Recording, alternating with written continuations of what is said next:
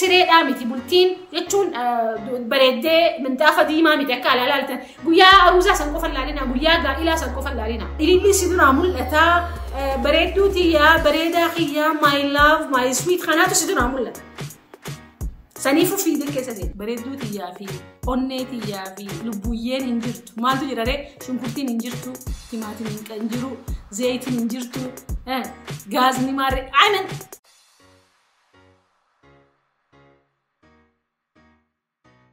ashama harka fuunee daawwattoota keenya bakka jirtan marattuu nagayaa fi fayyaa guddinaa fi milkaa'ina isiniif hawwaa gaaraan tanaa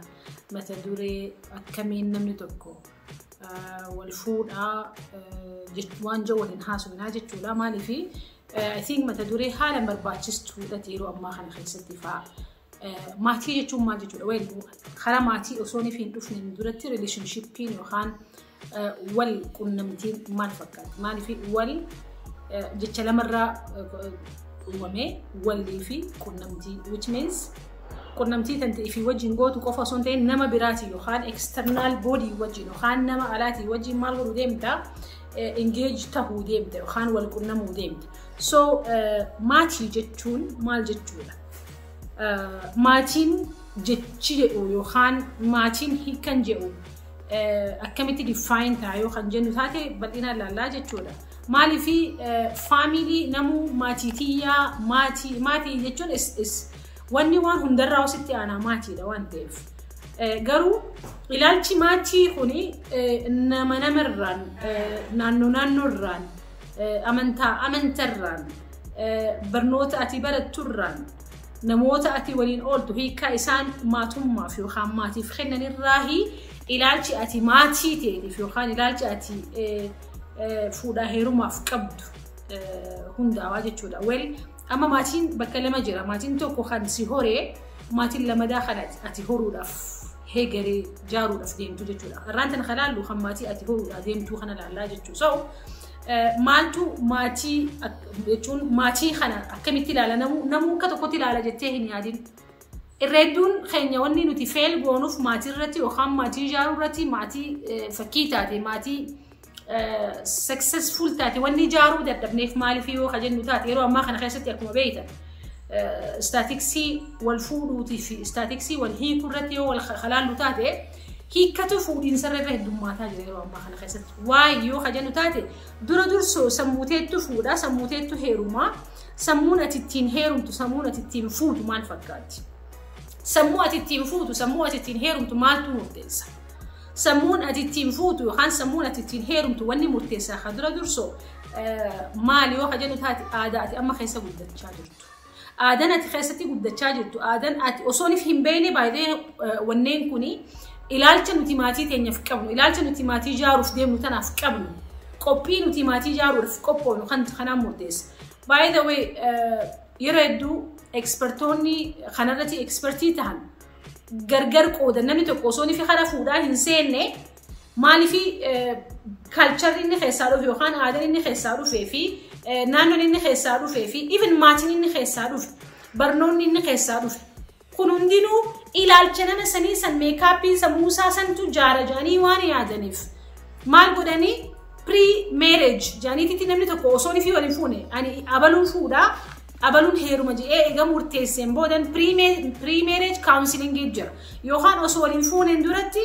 hangam takka ati ba'aa maaliif fuudha kana keessa maaltu jira ba'aa jira fuudha kana fi heeruma kana keessa maaltu jira responsibility itti gaafatamummaatu jira intalti takka mana haadha fi abbaa isii keessatti saafeete rafti saafeete haati maaliif itti gaafatamummaan guutuun ta'isiitii miti gurbaan tokkos mana haadha fi abbaa isaa keessatti itti gaafatamummaan isaa guutuu miti abbaa isaatu jira yookaan ijoollee isaa obboleeyyan isarra gurguddaatu jira whatever so amma isin lamaan kuni aadaa addarraa beekumsa addarraa fiildii addarraa naannoo addarraa wal fuunaa jettanii gaafa jechuun jiruun addunyaatu walitti isin fiddee wal fuudhuudhaaf kaatan wanni isin godhuu qabdan usanii fiidanii hara fuudhaa heerumaa fiiguu osoo hin tahin abbootiilee amantaa yookaan warroota isin gorsuu danda'an warroota fakkii ta'an warroota jechuun maatii horuu keessatti waggaa 40 ta'an waggaa 50 ta'an amma nuti jijjiiruu qabna maaliif namni tokko egaa wal fuudheen boodan osoo hin ta'in kabooyuu qabu osoo ni fi waliin fuudhe maal fakkaatetti gaafatamummaan tiyya gaafa bultii keessa seene maal fakkaate maaliif adda baay'ee pre-marriage keessatti hawwiin ati qabdu waliin dhufuuf waluma fuudhuuf ililli si dura mul'ata bareedduu tiyyaa bareedaa kiyyaa my love my sweet kanaatu si dura mul'ata saniifu fiideen keessa seene saniin booda gaafa atichi seente galgala ganama dubbiin waa bareedduu tiyyaa fi onnee tiyyaa fi lubbuyyeen hin jirtu maaltu jirare shunkurtiin hin jirtu timaatimiin hin jiru zayitiin hin jirtu gaazni maarre amen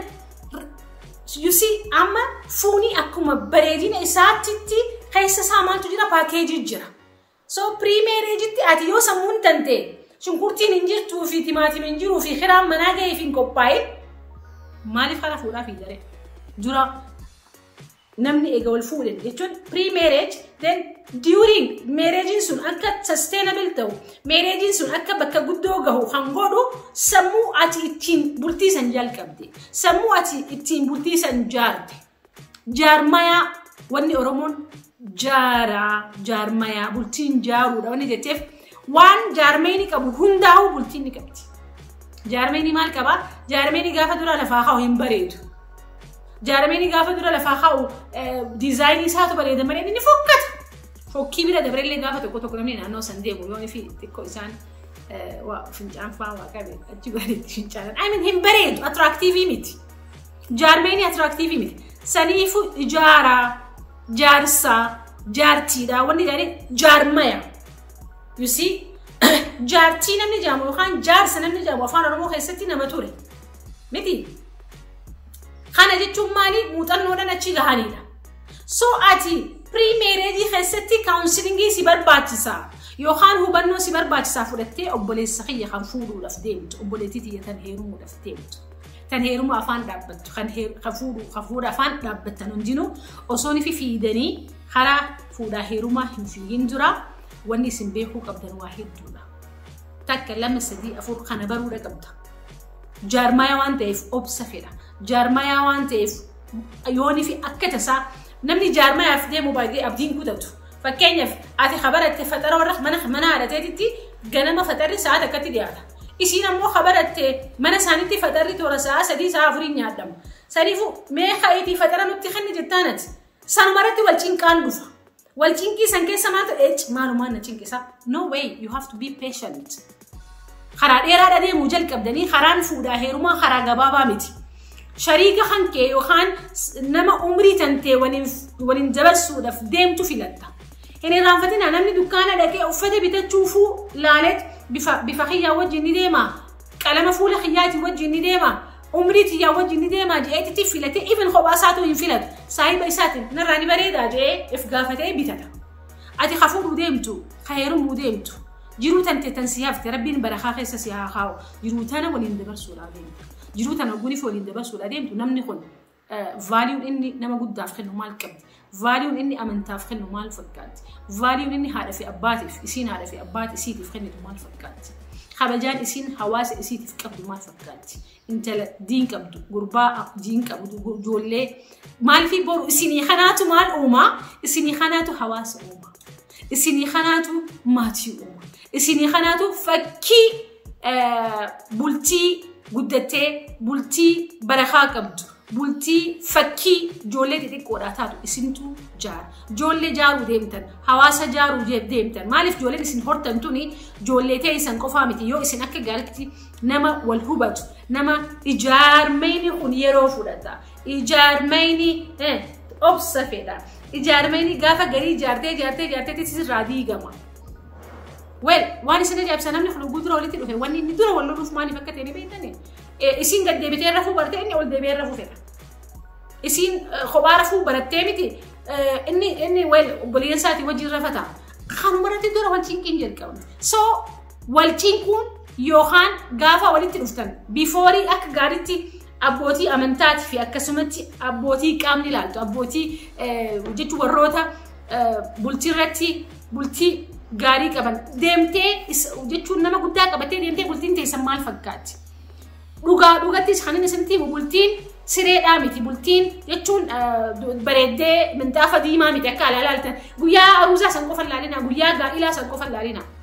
guyyaan gaa'ilaa guyyaa bareedaa guyyaa ati sitti uffattee mootii fakkaatu guyyaa isin sitti uffattee mootii fakkaatan kan namu isin simatu san qofaa duubarra maaltu jira what is next duubarra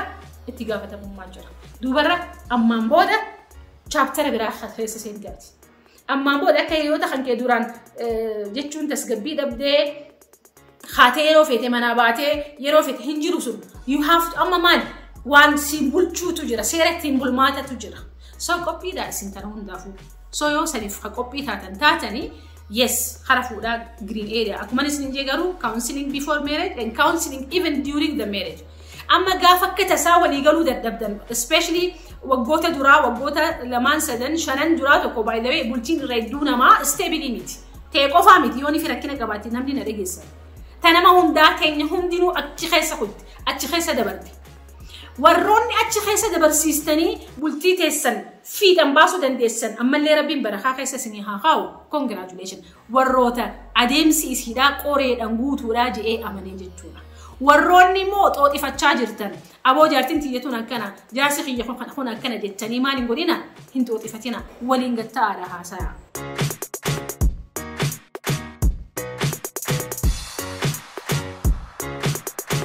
ani yere heddu maalin hawaasa keenya irraa yeroo ammaa kana keessatti jibbaa jiranii beeytanii isin ifii walii galuu dadhabdanii titi deemtanii nama sadaffaan eetan manguddoo keessan eetan manguddoon tuni jiru isii jiraatte malee jiruu tante jiru isii jiru mana keetii hin beektu jiruu teessan keessatti hanga dandeettii teessanitti waliin ifarraa ifatti taatanii transparentii taatanii iftiinaan bultii teessan maaliif bultiin wasaasaa gama lamaan deemanii ni miti so dantaasaati dantaa isiit hin jiru dantaa teessan isin lamaanu dantaa teessaniif wal fuutan so bultii teessan irratti guys akkuma barnoota keessan itti cinqamtanii itti dhimmamtanii barattanitti akkuma jiru addunyaa tana dhimmamtanii biyyoota adda addaa deemtanii biyyoota fakkeenya biyyoota arabaa biyyoota faranjiidhaa deemnee jiruu teenya tana muuxeessuuf jiruu teenya tana fooyyeffachuuf akka aarsaa hafalletti bultiinis jaarmaa bultiin wasaasaadha so itti amanaa seenaa rakkinni tokko guni fi dhufe aboo badhaan akkana isan seene hin seenee maaliif jettan dura dursoo seehuudhaafuu maaliif jarjartan so be transparent takkaffa lammaffaan isin lamaanuu yeroo dheertuu waliin fudhadhaa namaa wajji waliin haasayinaa waliin hamatinaa wanni bultii diigaa wanni relationshipii keessatti akka summitti ilaalamaa wal hama bar jaarsi kiyya kana jaarsa kan kee namatiin jaarsi tanteetis namatiin wal fuutanii miti well pre-counseling hin godhanne amma wal seentanii miti please osooni fi bultii teessan tana kara tokkollee hin oofne duratti rakkina qabaattan taanan nama furmaata isinii kennu bira dhaqaa malee nama yaada isinii kennu bira rakkina namni yaada namaa kennu hedduudha beeka namni yaada isii kennu kun bultii tan teessan siif tolcha so nama waliin dubbattan manguddoo if judduu neeytan beekuudha qabdan manguddoon tun manguddoo hayyummaa qabdu beekumsa qabdu akkasumatti akka isin waliin turtan fedhinnaa qabdu so if eegaa bultiin wasaasaadha wasaasaa tana ustanii kara tokko qofa hin oofinaa dantaa isiitii fi dantaa isaa keessaa baasaa dantaa keenya dantaa maatii keenyati dantaa ilmaan keenya waliin guddifna akkuma isaaf ilmaanitti siifis ilmaanii akkuma isin ilmaanitti siifis ilmaanii so responsibility dan bultii teessan maal godhaa jaaraa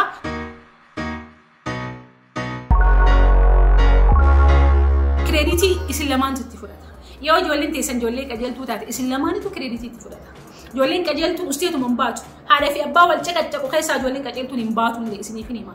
so ijoolleen teessan akka piroojeektii teessanitti ilaaltanii ilmaan keessan kanaaf rool moodeelii ta'uudhaaf yaala